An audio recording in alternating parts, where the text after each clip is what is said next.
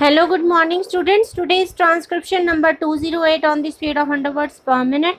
Start.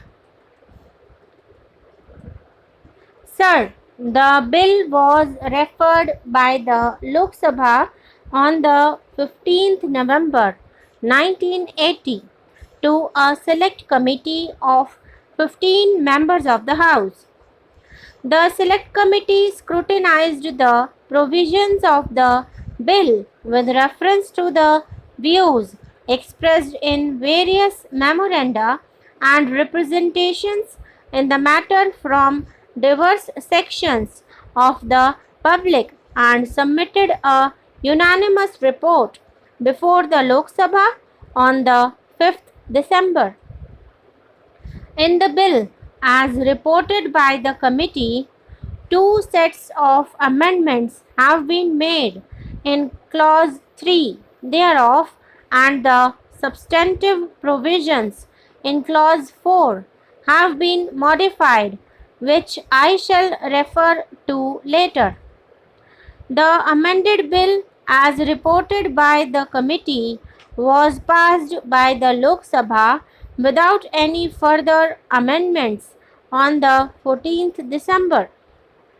Sir, I shall now proceed to explain, in brief, the purpose of the bill, the salient features of the main provisions, and the amendments made by the Select Committee.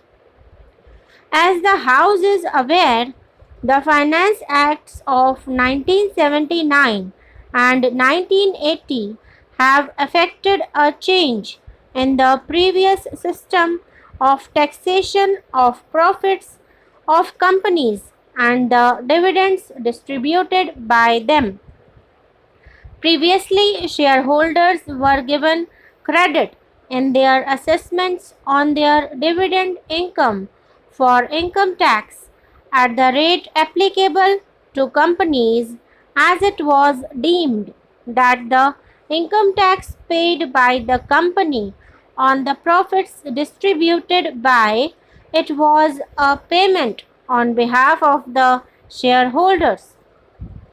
Under the revised scheme of taxation, this legal fiction has been abolished, and therefore shareholders are no more entitled to receive credit for the income tax paid by the company in respect of the profits distributed by it.